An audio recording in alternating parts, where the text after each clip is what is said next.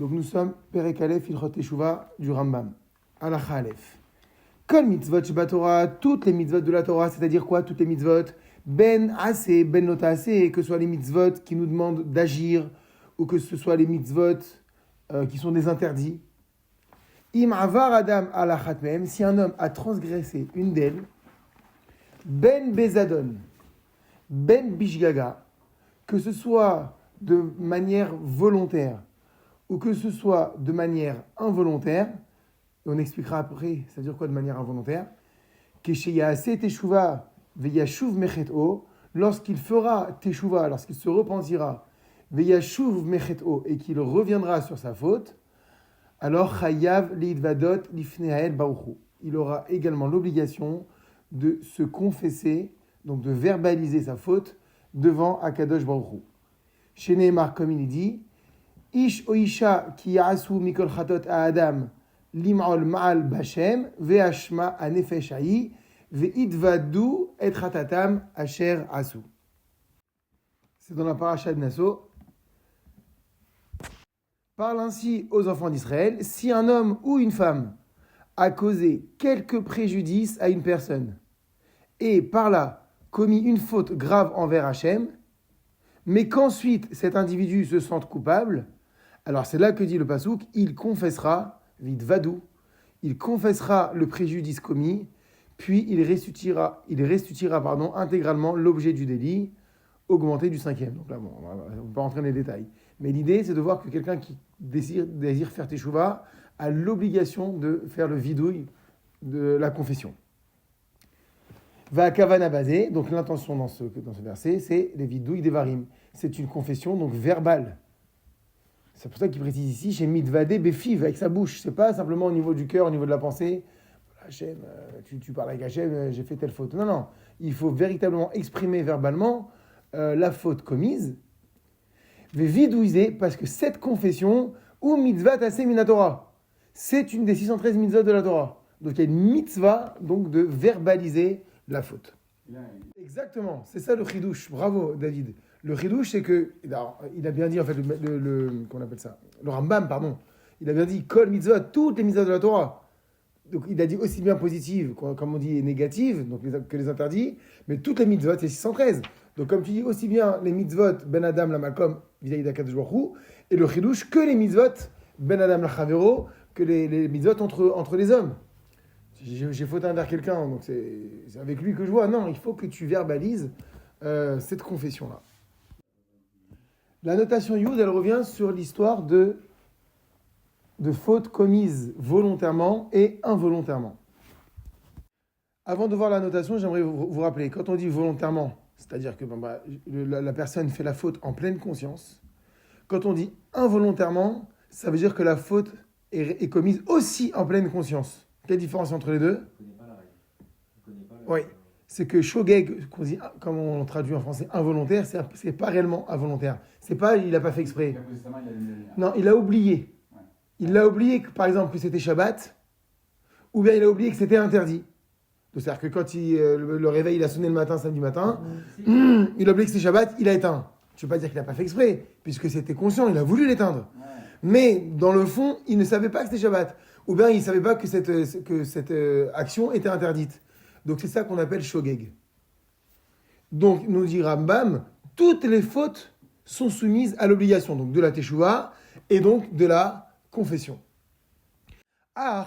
Maintenant, à la vera béonès, par contre, concernant une transgression qui va être commise béonès, de façon fortuite, un cas de force majeure. Il n'est pas le choix. Voilà, on n'est pas dans le cas du shogeg là. On va voir. En hayuv lidvadot, il n'y a pas d'obligation de confesser.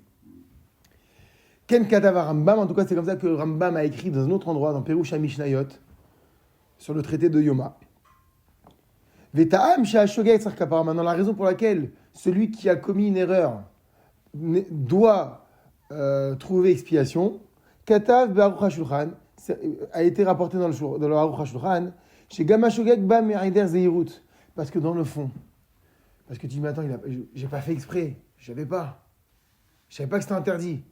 Alors pourquoi il doit quand même amener une kapara, une expiation, autant que s'il avait commis une faute volontaire.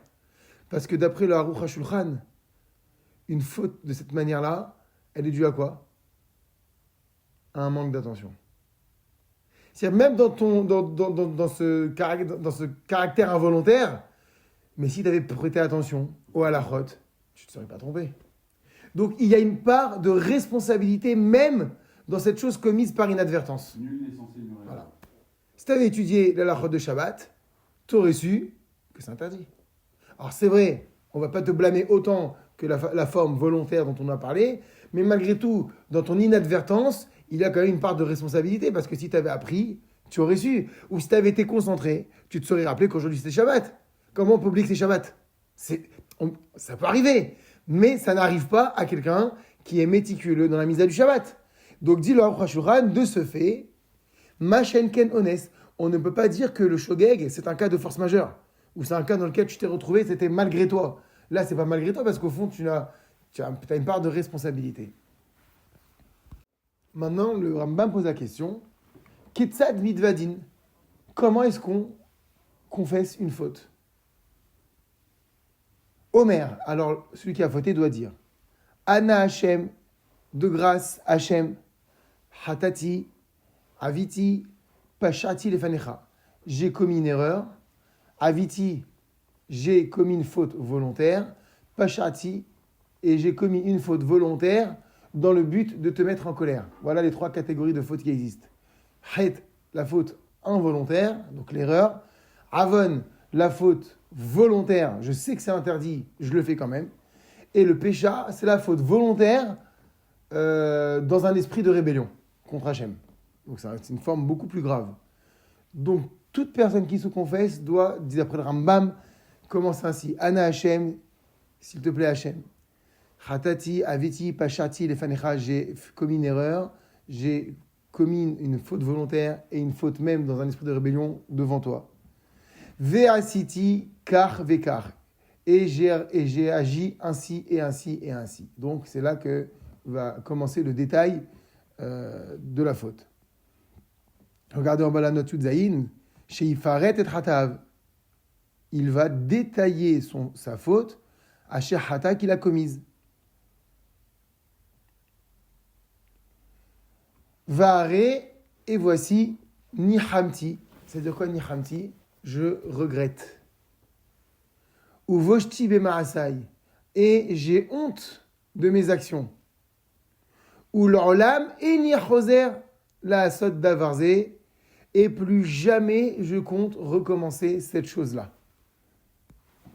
Vezeu Aikaro Shel Vidouille. Tel est l'essentiel de la confession. Donc, c'est quoi les étapes? On s'adresse à Dieu en lui disant qu'on a fauté de ces 3 choses, dans ces 3 domaines. On a dit Chet, Avon, Pécha. On détaille la faute. On regrette en précisant qu'on en a honte. Et on promet de ne plus recommencer. Et si on recommence? On verra. C'est ça le vidouille. Maintenant, il dit Vechol amarbeli vadot ou ma'arich binyanze arizé meshuach. Et quiconque multiplie les confessions et s'étend sur ce sujet-là, c'est-à-dire qu'il a conscience de la faute et il a besoin, il en parle, et il la détaille, arizé meshuach, cette personne-là est digne de louange.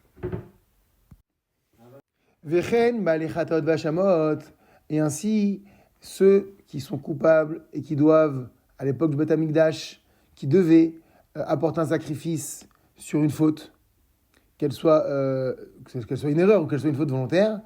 Donc le Rambam précise En mitkaper lahem bakorbanam ad she'asu teshuva. Attention, ne nous trompons pas, le korban, le sacrifice, n'apporte pas l'expiation. Il ne l'apporte en réalité que dans la mesure où il y a eu teshuva. Mais apporter un mouton et dire voilà, c'est bon, voilà, j'ai apporté mon korban, Hachem efface l'ardoise, pas du tout. La teshuva, elle est essentielle. Je suis payé pour faire des fautes. Et en plus de cela, Gam idvadou, vidouille devarim, au moment où il amène son korban, il doit se confesser. Chez Neymar, comme il est, alors j'aime pas se confesser, il doit confesser la faute. C'est pas pareil. Comme il est dit, on a dit veidvadda asher hata alea, et donc il verbalisera la faute qu'il a commise. Vechen, et il en va de même concernant Kol Mechuyeve Mitot Beddin, tous ceux qui sont passibles de la peine de mort par le tribunal. Vechen Mechuyeve Malkote, ceux qui sont passibles de la flagellation. Chez En Mitkaper Lahem Bemitatan Obitkiatan, encore une fois, la mort ne pardonne pas, la flagellation n'expie pas, sauf chez Yahasu Teshuva Vidvadou, si cette peine a été accompagnée et de la Teshuva et de la confession. Donc dans tous les cas.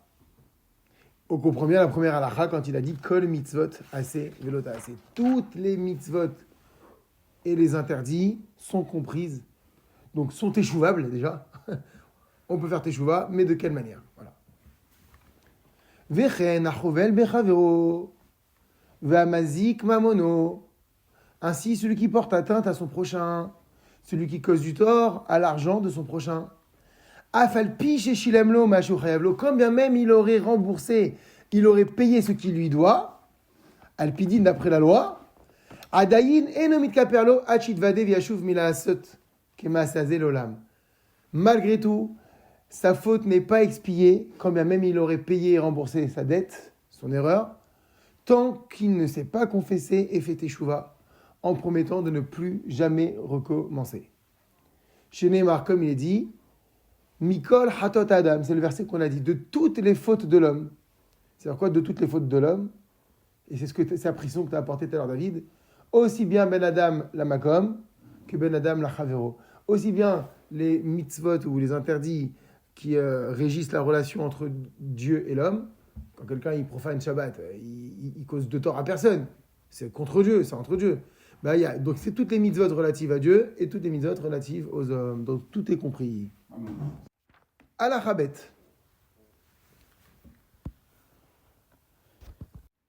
Seir Amishtaléach, le bouc émissaire. Le bouc émissaire, donc, c'est exactement, c'est le bouc, un des deux boucs que le Kohen offrait. Voilà, effectivement, c'était pas une offrande comme une autre, puisqu'il fallait l'envoyer dans le désert, le jeter de la falaise, et effectivement, ça amenait la capara pour l'homme Israël. C'est pour ça qu'on appelle ça un bouc émissaire. Amishtaléach, celui qu'on envoyait. Saïr Amishtaléach, ce fameux bouc émissaire de Yom Kippour, Nishlach la Azazel, qu'on envoie à Azazel, les fiches ou kapara al kol Israël. On pratiquait cette expiation parce que c'était justement une expiation pour tout le Ham Israël. Alors c'est pourquoi Kohen Gadol mitvade alav al leshon.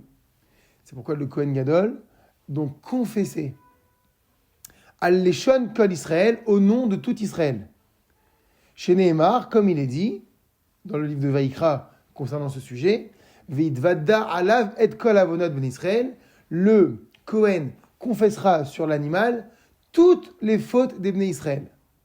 Et la suite du verset, Ve'et kol pishayem lechol chatotam, et toutes leurs fautes volontaires dans un esprit de rébellion, lechol chatotam, pour toutes leurs erreurs. Donc effectivement, le Sir Amishtaléach avait pour but l'expiation de tout Israël par l'intermédiaire du Kohen Gadol. Alors, qu'est-ce qu'on appelle toutes les fautes? De quelle manière ça marchait? C'est intéressant. Tu me dis, le Kohen, il vient, il prend le Seir et c'est bon. En plus, c'est lui qui fait tout le travail, et la confession et tout. Alors, dit le Rambam, Seir Amishtaléach Michaper al kol averot batorah. Le bouc émissaire expie toutes les transgressions qu'il y a dans la Torah. Comme on a dit, et kol avonot, le verset disait, toutes les fautes. Ben ala kalot ou ben ala hamot. Que ces transgressions soient, entre guillemets, légères ou qu'elles soient graves. Un peu plus loin, le Rambam expliquera qu'est-ce qu'on appelle une transgression légère et qu'est-ce qu'on appelle une transgression grave. Ben she'avar bezadon, que ces transgressions aient été commises de façon consciente et volontaire. Ben she'avar bishgaga, ou que ces transgressions aient été commises de façon involontaire. Ben she'odalo ou ben she'lodalo, que ce soit une faute qui a été connue avant Kippour, ou que ce soit une faute dont on aura pris conscience après Kippour. Par exemple, une personne a fauté. Maintenant, elle ne sait pas qu'elle a fauté. Sans pas compter. Elle a appris plus tard. Et elle apprendra plus tard, ah mais c'était une faute moi ce que j'avais fait. Ça, c'est cool. Et bien le Seir HaMishtaleach pardonne la faute rétroactivement. Donc, que la personne soit consciente de la faute au moment de Kippour, dont elle est coupable, ou qu'elle ne le soit pas, et qu'elle apprendra plus tard elle avait commis cette faute, et bien le Seir HaMishtaleach, il est mechaper, il explique quand même. C'est ça que dit le Rambam. Mais encore une fois, à Kol Pitnaï Beser HaMishtaleach, tout s'expie, si on peut dire ainsi, par le Seir HaMishtaleach, mais à la condition, chez Asa Teshuva. Encore une fois, il y a ce devoir de faire Teshuva. Al imlo Asa Teshuva, mais s'il ne le fait pas, En Asair Mechaperlo, et là à la Kallot. Le Saïr, c'est-à-dire le bouc, n'expie que les fautes légères. Donc, à Kippour, c'est ça maintenant le chidouche de cette halakha, c'est que les fautes ne trouvent expiation, comme dans toutes les corbanotes, que s'il y a eu une teshuva qui a accompagné cette demande de pardon, sauf ce qu'on appelle les fautes légères. Rambam, il va venir sur ça juste après. Donc, les fautes légères, le Seir HaMishtaleach les pardonne, même s'il n'y a pas eu de teshuva. Umahen Nakalot, qu'est-ce qu'on appelle des fautes légères? Umahen Achamurot, et qu'est-ce qu'on appelle des transgressions lourdes, graves? Alors on va voir, regardez ce que dit le Rambam. Achamurot, hen otan averot shechayavin aovrim alen mitat beddin okaret. Fautes graves, ce sont les fautes pour lesquelles on serait passible de la peine de mort, donc la peine capitale, ou la peine de retranchement. Ça, c'est ce qu'on appelle Chamour. Aussi, Vechen shvuat shav ou shvuat sheker, des serments inutiles ou des serments mensongers, faute grave. Afalpi she'en ben karen, bien que quand on est coupable d'avoir transgressé, d'avoir fait un faux serment, on n'est ni passible de la peine de mort, ni passible de la peine de karet, malgré tout, dit Rambam, cela fait partie de la famille des fautes lourdes. Arehen nershavot minaverot achamorot, elles sont comptées, donc, toutes celles-ci, comme étant des transgressions graves. Et c'est-à-dire que chez Enan mitkaperot vesir mishtalar lelo teshuva, que le bouc émissaire, à Kippour, ne peut pas expier ses fautes s'il n'y a pas eu l'accompagnement de la teshuva avec. Obligatoire. C'est ce qu'il avait dit tout à l'heure. Usha mitzvot lotahase, ou mitzvot hase shen ben karet. Maintenant, toutes les autres mitzvot, tous les autres interdits. Qu'est-ce qu'on appelle mitzvot hase? C'est les mitzvot où on me demandait de faire et j'ai pas fait. Je dois mettre les tefilines tous les jours, je n'ai pas mis les tefilines. J'ai transgressé. On ne peut pas parler de transgression, mais on parle d'une omission. J'ai pas mis les tefilines. J'ai pas récité la bracha. J'ai pas assis. Donc toutes les mitzvot où Akadosh Baruch Hu m'a enjoint, m'a demandé de faire, de réaliser et que je n'ai pas réalisé, donc ce sont des fautes sur les mitzvot racées. Donc dit le Rambam, maintenant toutes les autres mitzvot, qu'elles soient donc des transgressions ou des omissions, des inactions, ou alors, parce que j'aurais dû agir, chez Ben Karet, qui n'ont pas pour sanction la peine de karet et de retranchement, Hen Hakalot, sont appelés des Averot, des transgressions légères. Et c'est-à-dire quoi? Et donc, au moment où le Kohen va offrir le Seir HaMishtaleach, même si j'ai pas demandé pardon, j'ai pas fait teshuva sur celle-ci, eh ben je suis expié. C'était la grandeur du Beth Amikdash, c'était la grandeur du Kippour à l'époque de Beth Amikdash. Halakha Gimel, Bazman Azé, à notre époque maintenant, chez Beth Amikdash Kayam, où il n'y a pas de temple de Jérusalem, Ven Nanu Misber Kapara, et on n'a pas d'autel pour y offrir des sacrifices du coup. En Sham Leam Israël Kapara Acheret et la Teshuva. Il n'y a pas d'autre moyen pour trouver l'expiation que de faire Teshuva. Donc ça fonctionne pas. Donc ce qu'on fait à Kippour, Si, c'est que le Seder Avoda. Il faut faire Teshuva. Oui, mais c'est-à-dire qu'avant il n'y a pas. A Teshuva, Mechaperet al Kol Averot. La Teshuva expie toutes les Averot. Ad Shafilu Adam Shaya Rasha Kolyamav, même un homme qui a été impie toute sa vie. Ve'asa Teshuva Bacharona, et le dernier jour de sa vie, il a fait Teshuva. En mazkirin lo shum davar merisho. Dans le tribunal céleste là-haut, on ne mentionnera aucune faute qu'il a commise. Donc il a eu une vie de crapule toute sa vie, et le dernier jour, il a fait une teshuva sincère. Tout est effacé. C'est comme si cela n'avait jamais existé. Chez Neymar, comme il dit dans Yecheskel, Rishat Arasha lo yikashel ba beyom shuvo merisho. La méchanceté du rachat ne le fera pas trébucher le jour où il fera teshuva de sa méchanceté. Donc, c'est-à-dire que ça, tout le noir qu'il a fait, ça a disparu. Et il dit Kol Averot. La teshuva, elle mechaperet toutes les Averot. Ve'atzmo shelem Kippourim, et l'essence de ce jour-là de Kippour, l'essence même de ce jour de Kippour, mechaper la shavim, elle pardonne ceux qui font teshuva. Ça veut dire quoi? C'est-à-dire que tu n'as pas besoin de korban. C'est-à-dire le jour de Kippour pardonne. Le fait de vivre, de respirer pendant Kippour, dès lors que tu as fait teshuva, c'est mechaper. Chez Neymar, comme il dit, qui va yom hazeh, car dans ce jour, yichaper alechem, vous serez pardonné. Donc on voit bien que c'est le fait de vivre le jour de Kippour. Encore une fois, toujours il faut le préciser, associé à la teshuva, qui est mechaper les fautes. Maintenant là, on va rentrer dans le détail. Parce il va y avoir, non pas des exceptions, mais il va y avoir quand même certaines conditions à tout cela. Regardez la halakha dalet. Afalpi sha teshuva mechaperet alakol. Bien que la teshuva expie tout, c'est-à-dire al-kol averot kulan, toutes les transgressions. Et que le jour de Kippour lui-même déjà est une expiation en soi. Mikol makom, malgré tout, yesh averot shehen mitkaperim nishatan, ve yesh averot shehen mitkaperin ela lachar zman. Il y a des transgressions qui vont trouver expiation immédiatement dès lors qu'il a fait teshuva. Et il y a des averot qui ne trouveront expiation qu'après un certain laps de temps. Ketzad, comment ça marche? C'est quoi cette histoire? Par exemple, Avar Adam al mitzvatase shen bakaret. Si un homme a transgressé une mitzvah pour laquelle il n'y a pas de sanction de retranchement, donc effectivement, il a loupé la lecture du schéma. Il y a la mitzvah de Horaïta de lire le schéma le jour et la nuit. Il n'a pas fait. Donc il a transgressé une mitzvah tarasé. Alors qu'est-ce qu'on dit ici? Et ve'asa teshuva, et il a fait teshuva, et nozaz misham atchemochalimlo. Que faut-il comprendre de cette expression? Regardez la note même tête en bas. Chez yesh ledayek milashon et nozaz misham atchemochalimlo. Ce qu'il faut comprendre de cette expression, ça veut dire chez afalpi chez shav baseter, que quand bien même il aurait fait teshuva de façon discrète, de le bégalouille, pas de façon ouverte, ostentatoire. Mitkabelet teshuvato miyad. Pour ce genre de transgression, sa teshuva, elle est acceptée immédiatement.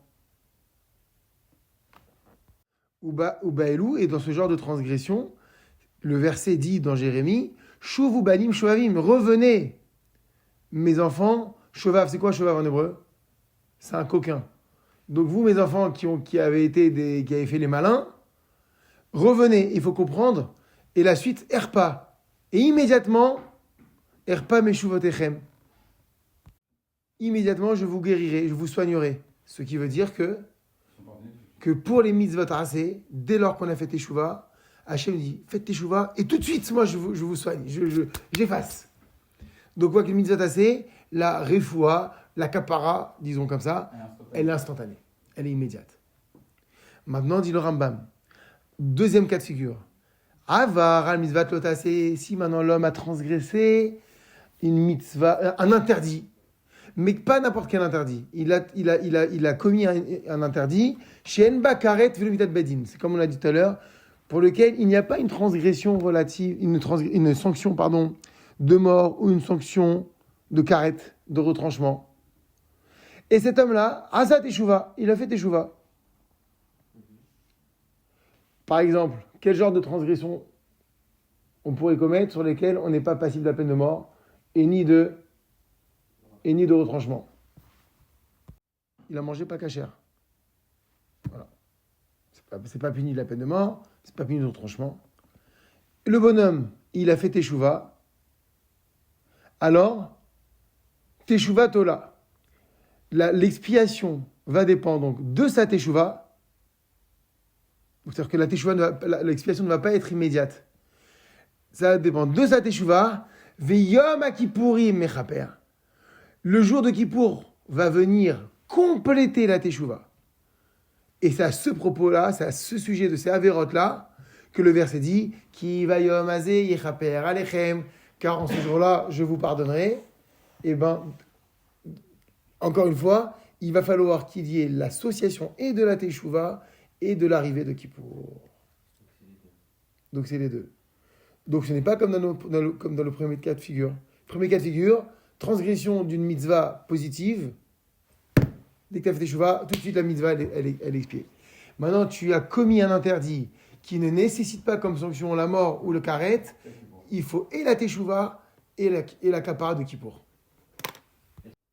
Troisième catégorie maintenant. Avar Adam alaverot ramurot. Un homme a commis des transgressions, mais des transgressions graves. Quelles étaient ces transgressions graves, rappelez-vous ? Voilà. C'est une transgression qui est passible de la peine de mort ou bien de la peine de retranchement.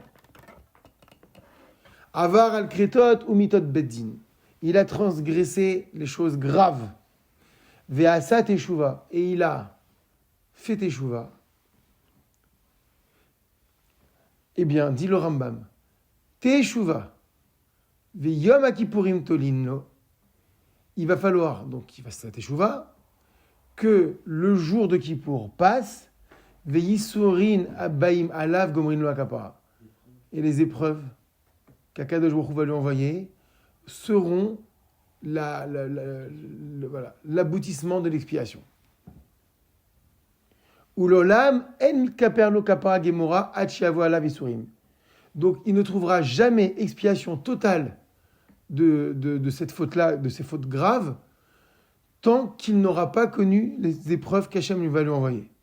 Donc vous comprenez qu'une épreuve n'est pas une malédiction, une épreuve n'est pas une méchanceté, une épreuve c'est la possibilité d'expier la faute si avant il y a eu la Teshuvah, si avant il y a eu le jour de Kippour. Le verset dit Ufakati beshvet pisham uvin gaim avonam. Télim 39. Je me souviendrai beshevet par le bâton de leur faute. Donc tu vois, il a le bâton, c'est-à-dire il fait référence à quoi ici ? À la frappe, au péché, au issour, à la douleur. Ou bin gaim, et au plaies de vos fautes. C'est ça l'issourim.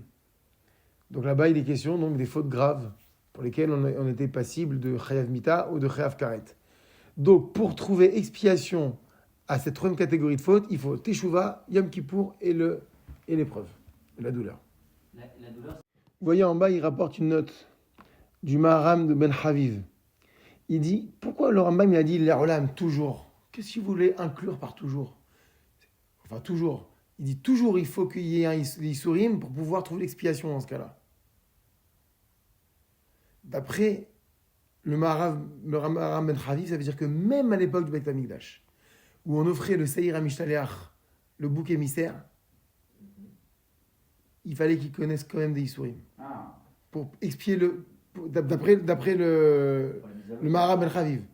Ce serait une sorte de condition ici que vient développer le Rambam en disant toujours quand même à l'époque du Beit HaMikdash, où le Seir HaMishtaleach venait apporter la kapara, l'épreuve, la douleur, la souffrance était nécessaire pour compléter la kapara. Ça, c'est l'avis du Maharam. Parce qu'on ne comprend pas pourquoi est-ce que le Rambam vient dire les Olam. Dit tout simplement, la kapara dans ce genre de faute n'est complète que lorsqu'il y a des sourines. Pourquoi toujours ? C'est-à-dire qu'il n'y a pas d'exception. Il n'y a pas d'exception, c'est que même à l'époque du Beit HaMikdash. Parce que les fautes étaient trop graves. Donc c'est déjà pas mal que les Seir HaMishtaleach viennent aider, mais d'après le Maharam Ben Haviv, il fallait aussi qu'il y ait le Issour qui accompagne. Bameh Dvarim Amorim. Maintenant, tout ce qu'on a dit, dans quel cas parlons-nous ? Attention, regarde Ruben. Tout cela n'est valable que Beshelo Chilel et Hashem. Il n'y a pas eu de Chilul Hashem. Besha Shavar, au moment où il a transgressé. Ava la Mechalel et Hashem. Mais celui qui a profané le nom de Dieu, au moment où il a fait cette faute, Afalpi Shasa Teshuva, bien qu'il ait fait Teshuva. Vigia Yom Kippourim, et qu'il a vécu la journée de Kippour. Ve'omed bitshuvato, il est en pleine teshuva. Ve'baou ala visurim, et que sont venues sur lui des épreuves. Donc il y a eu la totale. Hein. Malgré cela, enomit kaperlo kapara gemorat shamut. S'il y a eu chilul Hashem, il n'y a que la mort qui sera l'aboutissement de son expiation. Pour dire ici combien c'est grave le chilul Hashem. Et là, donc quel est maintenant l'ordre à suivre pour le cas du chilul Hashem? Teshuva, Yom Kippour, Yisurim, et les trois ne seront validés que lorsqu'il y aura eu Mita. Il y aura eu la mort qui aura, on va dire, parachevé sa kapara. Chez Neymar, comme il est dit dans Yeshaya, Venigla beoznai Hashem tsevaot, imichupari abanazé lachem ad temotun. Donc là-bas, ça fait référence effectivement à quelqu'un qui aura fait chilul Hashem. Et ben c'est la mort associée à la teshuva, à Kippour, au Yisurim, qui parachèvera l'expiation. Toute faute grave commise, par exemple en public, que ce soit des juifs ou des non-juifs, c'est pire avec les juifs en réalité, c'est du chilul Hashem. Regardez la note sa mère bête. Qu'est-ce qu'on appelle chilul Hashem? Maou chilul Hashem. Katav Rambam beSefer HaMitzvot, Maïmonide a écrit dans Sefer HaMitzvot, Lota c'est sa mère Gimel, Sheyesh Shlosha Mine chilul Hashem. Il y a trois catégories de profanation du nom divin. Premier cas, She'anasuu Bishnat Hashmad La'avor Avera Ve'avar. Dans une période d'exil, on l'a contraint à commettre une faute et il a accepté. On lui a dit, prosterne-toi devant cette idole ou je te tue. Et lui, qu'est-ce qu'il a fait? Il s'est prosterné. Donc il a fait chilul Hashem. Dans l'absolu, c'est quoi? On te dit, c'est soit l'Avodazara, soit ton Dieu. Et qu'est-ce que j'ai choisi, moi? Qu'est-ce qu'il a choisi la personne? L'Avodazara. Alors, donc chilul Hashem. Ça, c'est première catégorie chilul Hashem. Dans un cas de force majeure, il a accepté la Vera, chilul Hashem, la base. Que ce soit une Avera grave comme la Vodazara ou une autre Avera, il n'y a pas de distinction. Je te dis, je te contrains à le faire. Mais non, je ne fais pas. Si tu fais, chilul Hashem. Donc, première catégorie, Anasuhu, on l'a contraint. Alors, il dit Bishat Hashmad, dans un moment d'extermination, dans un moment, donc c'est grave. C'est soit je te tue, soit tu fais. Et ben, c'est un chilul Hashem. Deuxième catégorie, Aose Lachis, celui qui accomplit une Avera dans le but de mettre Hashem en colère. Chilul Hashem. Troisième et dernière catégorie, Adam Gadol, il s'agit d'un grand homme. She'asa Maaseh, She'nira Bene Amon Kavera, qui a accompli une action qui, aux yeux des gens qui l'ont vu, et Naaman, aux yeux de tous, ça semble être une Avera. À quoi vous pourriez penser? Ça semble, c'est-à-dire que C'est pas forcément une Avera. il y a un mauvais jugement, quoi. Non, pas du tout. Je comprends pas. Le rabbin, il est venu faire mincha à la synagogue en short. Oui, c'est un mauvais jugement des autres. C'est pas une Avera en soi. Mais attends, oh. Ouais, c'est ça. T'as Adam Gadol. Adam Gadol, il se tient bien. Ça s'appelle chilul Hashem. Bah malheureusement, c'est ça. Les pauvres, la fameuse phrase, effectivement, t'as vu le religieux, il est rentré dans le restaurant pas cachère. Ah bah oui, c'est vrai. Miskin, il est parti, il voulait aller aux toilettes, il a demandé un truc. Donc, Kanir ça paraît aux yeux des hommes comme étant une faute. Ça s'appelle un chilul Hashem. Il faut faire très attention à ça. On fait Shabbat dans... Av sheno Avera, même si ce n'est pas une Avera, dès lors que c'est considéré par le jugement de ceux qui le voient, parce que c'est une personne honorable, en réalité, nous, tous les juifs, on est tous honorables, Baruch Hashem. Donc, ça entre dans la catégorie du chilul Hashem. Dans le premier, encore une fois, c'était certainement, je pense, c'est sûr même, c'est les 3 péchés capitaux, pour lesquels, si on risque la mort si on les transgresse, il faut se laisser mourir. L'idolâtrie. Je te dis, le type lui dit, prosterne-toi, pour reprendre l'exemple, on lui dit, prosterne-toi, sinon on te tue. Il doit se laisser mourir. Shfichut damim, le meurtre, tue-le ou je te tue. Il faut se laisser tuer. Et relation sexuelle interdite, commet cette relation où je te tue, il faut se laisser tuer. C'est les trois. Il y a un règle va y avoir, il y a marqué dans la Torah, il faut se laisser tuer et ne pas transgresser. Il faut se situer pour pas faire du Khilul Hashem. Donc dans ces trois fautes-là, il faut se laisser tuer. Sinon, c'est un vrai, c'est le Khilul Hashem. C'est pour ça qu'il a dit, si on l'a contraint dans une période de shmad, d'extermination, et lui, il accepte, et il dit, oh, ok, il a fait Khilul Hashem. Pourquoi si on... Alors on récapitule brièvement ce qu'on a vu aujourd'hui. Ba'alacha Aleph, dans la Halacha Aleph, on a vu que Mitzat Avidou, il a choté Hashev Bitshuva Umkora. On a parlé de la mitzvah de se confesser, de confesser verbalement la faute pour celui qui veut faire Teshuvah.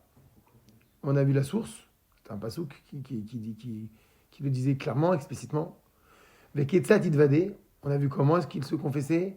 Vechiyuv Avidou, Ishel Mevi et Korbanot Chatat Vacham, que cette obligation de se confesser, elle concerne également ceux qui amenaient un korban, ainsi que ceux qui étaient passibles de la peine de mort, de la peine de retranchement et de la peine même de malcoute, de la flagellation, ou même toute personne qui a causé un tort à son prochain, dès lors qu'il y a une teshuva à réaliser, il faut l'accompagner par un vidouille. Ça, c'est ce qu'on a vu dans la Halacha Aleph. De la Halacha Bet, qu'est-ce qu'on a vu?